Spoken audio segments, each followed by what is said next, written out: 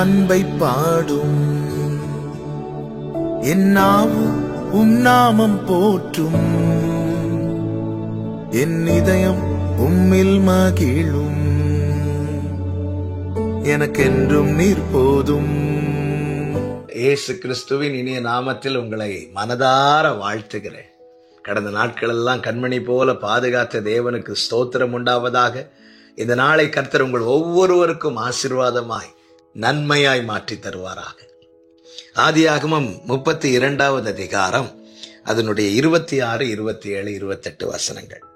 அவர், நான் போகட்டும், பொழுது விடுகிறது என்றார். அதற்கு அவன், நீர் என்னை ஆசீர்வதித்தால் ஒழிய உம்மை போக விடேன் என்றார். அவர், உன் பேர் என்ன என்று கேட்டார். யாக்கோபு என்றார். அப்பொழுது அவர், உன் பேர் இனி யாக்கோபு எனப்படாமல் இஸ்ரவேல் எனப்படும். தேவனோடும் மனுஷரோடும் போராடி மேற்கொண்டாயே என்றார். கர்த்தருடைய நாமத்திற்கு மகிமை உண்டாவதாக. யாபோக்காற்றின் கரையிலே ஒரு இரவு முழுவதும் தேவனோடு போராடுகிறான். வேதம் சொல்லுகிறது, அவன் அவரை நோக்கி அழுது கெஞ்சினான் என்று. அப்பொழுது கர்த்தர் கேட்கிறார், பொழுது விடுகிறது, என்னை விடு, நான் போகிறேன் என்று. இந்த நேரத்தில் கர்த்தரிடத்துல யாக்கோபு கேட்கிறான், என்னை ஆசீர்வதி, நீர் என்னை ஆசீர்வதித்தால் ஒழிய நான் உம்மை போக விடேன் என்று. இங்கே யாக்கோபு ஆசீர்வாதத்தை கேட்கும் போது ஒன்றும் இல்லாதவன் அல்ல, அவனுக்கு எல்லாமே இருக்கிறது. மனைவி, பிள்ளைகள், குடும்பம், சம்பாத்தியம் எல்லாம் இருக்கிறது. அப்படி இருக்க இவைகளையும் தாண்டி யாக்கோபு என்ன ஆசீர்வாதத்தை கேட்கிறான் என கேட்கிற அன்பு சகோதர சகோதரி, ஒரு மனிதனுக்கு கிடைக்கப்படுகிற மெய்யான மேன்மையான ஆசீர்வாதம் என்ன தெரியுமா? சொத்து சுகம் அல்ல, மாறாக அவனுக்குள்ளே உண்டாகிற மாற்றம், அதாவது தேவனால் உண்டாகும் மாற்றம். இங்கே அவன் என்னை ஆசீர்வதித்தால் ஒழிய நான் உம்மை போக விடேன் என்று சொல்லும் போது கர்த்தர் கேட்கிறார், உன் பெயர் என்ன? அப்பொழுது அவன் தன்னை அப்படியே சொல்லுகிறான், யாக்கோபு என்கிறான். கர்த்தர் சொல்லுகிறார், இனி உன் பெயர் யாக்கோபு என்னப்படாமல் இஸ்ரவேல் எனப்படும் என்றார். ஒரு மனிதனுக்கு கிடைக்கிற மேன்மையான ஆசீர்வாதமே அவனுக்குள்ளே தேவனால் உண்டாகிற மாற்றம்தான்.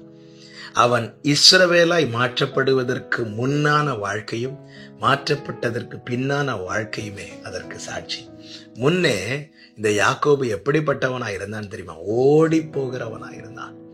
நமக்கு தெரியும், 28வது அதிகாரத்துல குடும்பத்தை விட்டு ஓடி போகிறான்.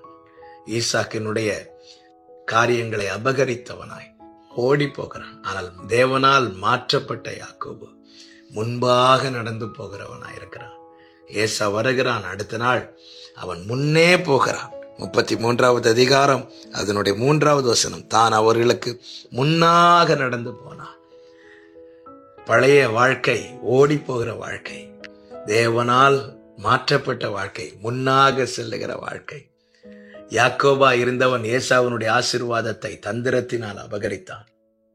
ஆனால் இஸ்ரவேலாய் மாற்றப்பட்டவனோ அபகரிக்கிறவனாய் அல்ல, மற்றவர்களை ஆசீர்வதிக்கிறவனாய் காணப்பட்டான். அவன் எங்க போனாலும் ஆசீர்வதிக்கப்பட்டவனாய், ஆசீர்வாதமாய். எகிப்து தேசத்துக்கு போய் பார்வோனை ஆசீர்வதிக்கிறான்.